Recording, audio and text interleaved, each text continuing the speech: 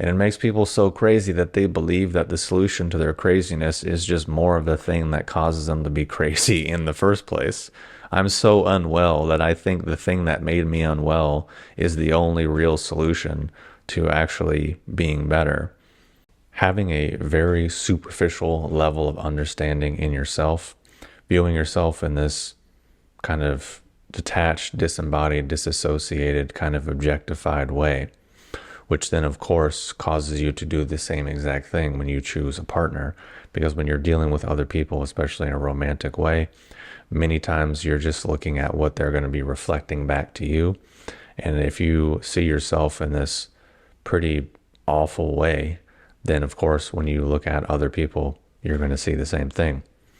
And the third dynamic is that people are so massively, heavily, and tremendously socially programmed to behave like Pavlov's dog, meaning they respond to certain words or phrases automatically with an emotional gut response reaction that is inherently unconscious, and they don't even realize it. In actuality, they believe that their servitude and their programming to these concepts and these ideas and this social programming is actually making them free. So it's actually kind of funny. It's like this thing that's actually keeping me stuck and making me miserable, I'm clinging to it and defending it because I think it actually makes me free and strong and independent. And what I'm saying applies to men and women. And usually how this stuff manifests is people feel empowered because they develop this abstract list of, their demands and their expectations. And they kind of develop this whole lexicon, this encyclopedia that they kind of carry around with them. And every person they meet is then judged against that list of demands and that list of expectations. Meanwhile, they don't realize that all of that is doing is just re-emphasizing all of their past experiences that they say is negative, but that's just staining and clouding their present moment. So their past is basically keeping them from even being able to experience the present, which is then basically making sure that the future will also be the same as the past. But they think it's making them more empowered and making them stronger and giving them all these things when it's actually doing the opposite.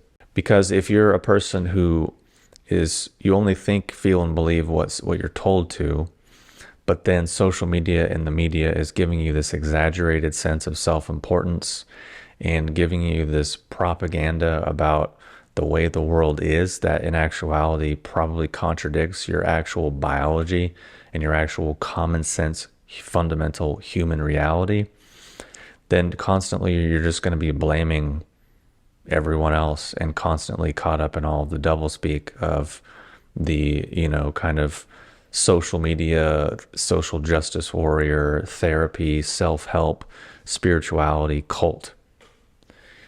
And real, genuine change will never happen. Real, genuine perception will never happen because the actual reality is veiled through the pop psychology, social media, cult doublespeak, which means you can't actually discern or perceive a real cause and effect relationship in an accurate, meaningful, useful way.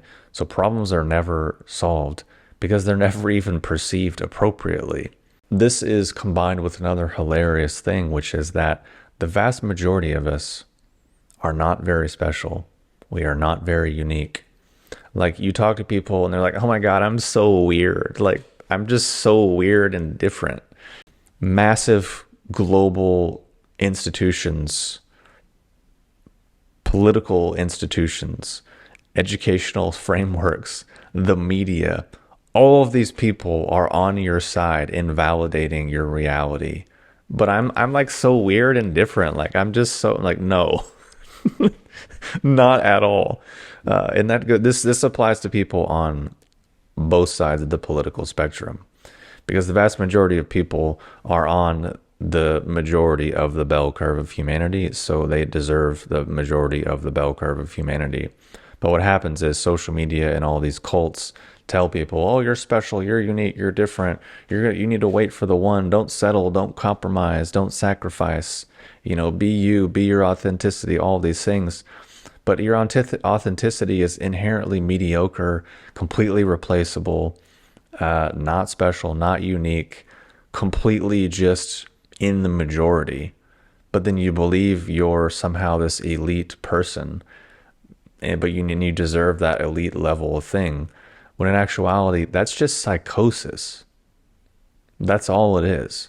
This whole media, social media, justice warrior, scientism, self-help, spirituality, new age thing is inherently at its core just psychotic. It makes people crazy